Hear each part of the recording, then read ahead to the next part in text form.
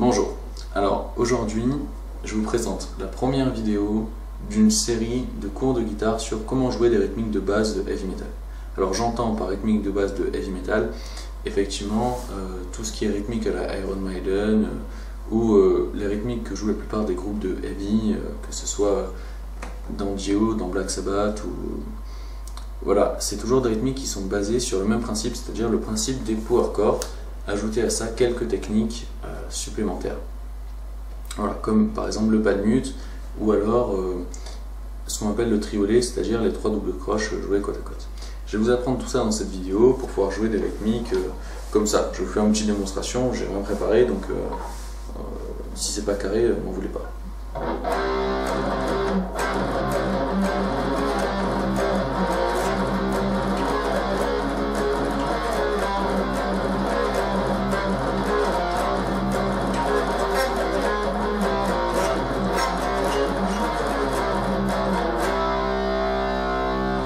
Voilà, ça pour moi c'est une rythmique heavy metal de base, comme les rythmiques à la Iron Maiden qui sont souvent faites comme ça.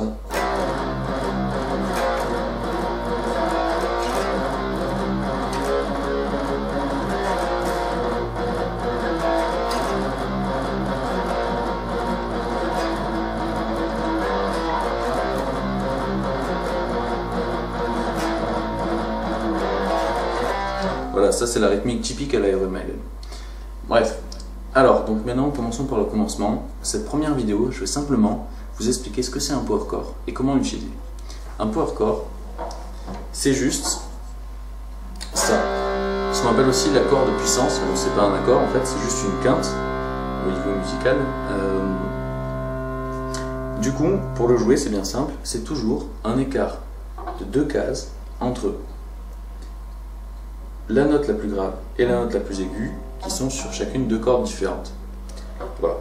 Donc, le power chord de base qu'on va prendre pour base dans tous les riffs qu'on va faire là, ça va être le power chord donc à la 5e case de la 5e corde et 7e case de la 4e corde. Bon. Du coup, déjà, essayez de bien plaquer ces 2 doigts, de bien plaquer l'accord, de savoir le jouer, qui sonne bien, tout ça.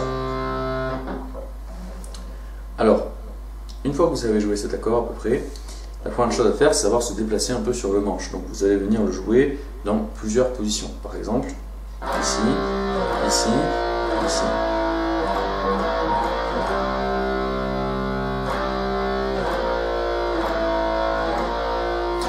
Commencez par cet exercice. Vous prenez le power chord donc à la 5e case, le power chord à la 3e case et le power chord à la 2e case.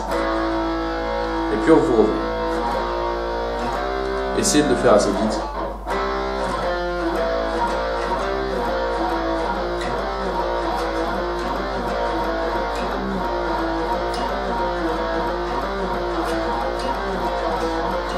Voilà, si vous savez le faire comme ça suffit largement, pas besoin d'aller plus vite. Alors ce qu'il faut savoir, c'est que lorsqu'on veut jouer un power chord à la case 0, c'est le même intervalle de 2 tons. C'est-à-dire que c'est le même intervalle de 2 cases. C'est-à-dire que simplement, vous allez prendre 0 plus 2, ça fait 2. Donc vous allez simplement poser ce doigt-là, donc à la case 2 de la corde qui a en dessous celle que vous voulez jouer, donc à la case 2 de la 4e corde ici, et vous jouez la corde à vide, la 5e corde à vide. Voilà, et là on a le power chord à la case 0. Alors vous pouvez vous amuser à l'inclure dans vos exercices, par exemple en faisant ça.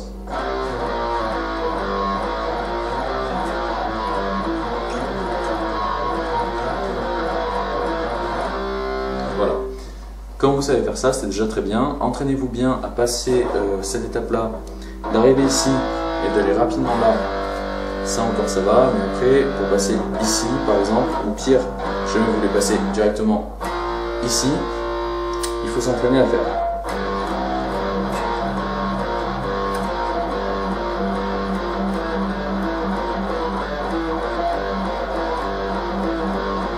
Par exemple, vous pouvez faire cet exercice-là. Vous prenez votre power chord en 3e case, votre power chord en 2e case, votre power chord en case 0, et revenir sur votre power chord en 3e case directement.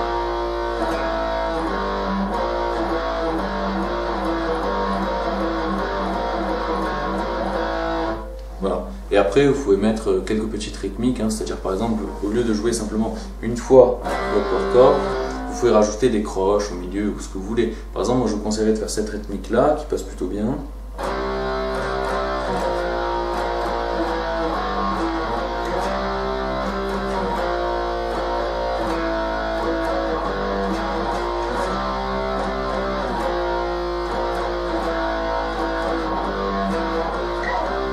Alors je vais vous montrer ça bien au ralenti pour ceux qui ont un peu de mal. Donc ça donne ça. Ensuite vous jouez deux fois, donc des croches. Vous changez, vous rejouez donc ici, en reculant d'une case. Vous rejouez deux fois la même note, juste avant de changer, revenir à la seconde case, et vous allez rejouer encore deux fois la même note. Et là, vous allez faire simplement la case 0, la seconde case, la troisième case et la cinquième. Toujours en power chord. Quand je dis la seconde case, ça veut dire le power chord de seconde case, cinquième corde et quatrième case, quatrième corde. Voilà. Donc je vais vous montrer ça, bien fait.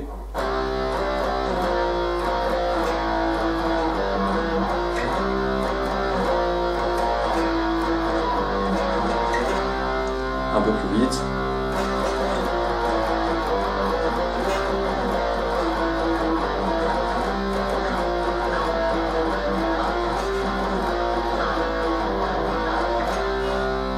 Voilà, si vous arrivez à faire ça, c'est déjà bien. Ensuite, vous pouvez vous amuser à incorporer dans vos riffs un petit changement de corde. Par exemple, vous pouvez enchaîner ce power chord là, donc 5e et 7e, avec le même mais une corde plus bas, c'est-à-dire plus aiguë d'une corde, même case, mais tout une corde plus bas. Il faut que vous entraîniez à faire ces changements.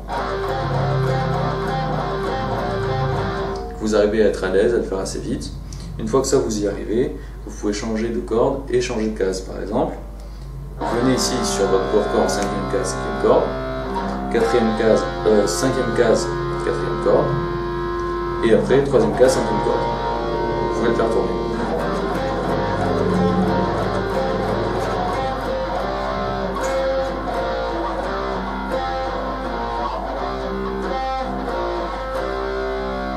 Voilà, quand vous arrivez à faire tourner bien ça, c'est déjà beaucoup.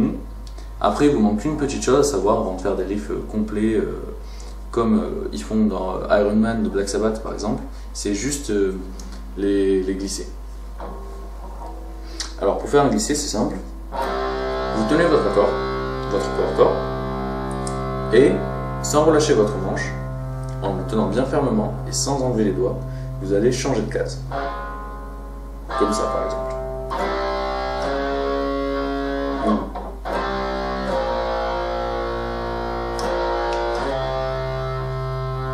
Et ça c'est très utile parce que dans des riffs ça fait vachement joli.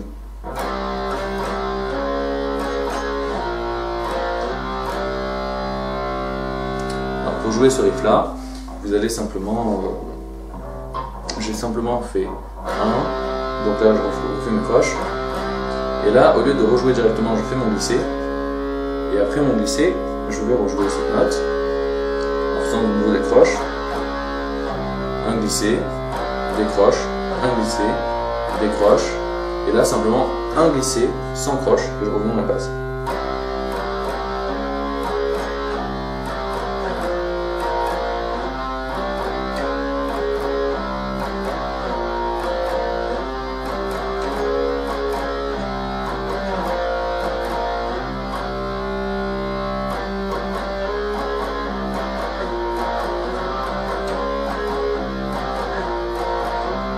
Voilà, avec 2 croches et un glissé, voilà ce qu'on veut faire comme riff.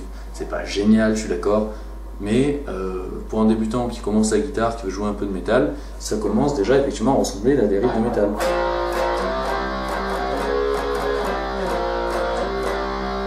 En tout cas, il y a une autre technique avec le glissé, simplement au lieu de faire des croches, de jouer notre note de base et de l'enchaîner simplement par glisser. Donc vous pouvez jouer ça, faire votre glissé, attendre un peu et rejouer votre note. Et là, ça vous donne des rythmiques assez sympas, comme ça.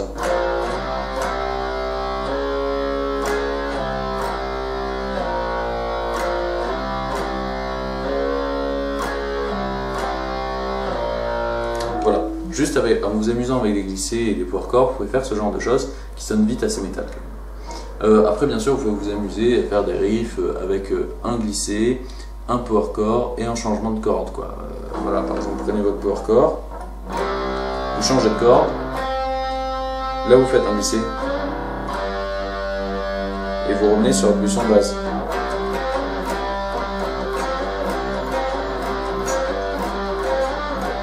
Vous pouvez le faire dans l'autre sens aussi. Voilà, vous pouvez vous amuser avec tout ça, essayer de bien maîtriser la chose. Alors déjà, lorsque vous maîtriserez bien ce genre de choses, je pense que vous pouvez également vous entraîner à essayer de choper la tablature de la chanson Iron Man de Black Sabbath, parce que c'est vraiment le passage de base à la guitare, c'est que des glissés avec des power chords, c'est vraiment bien pour travailler ça. Donc voilà, Black Sabbath, hein, je pense que vous connaissez tous, voilà, la chanson Iron Man, écoutez-la et essayez de la jouer si vous arrivez à avoir la tablature. Voilà. Allez, merci pour avoir regardé cette vidéo et pensez à vous abonner à ma chaîne, comme ça dès que je mettrai la suite, vous pourrez la regarder. A plus!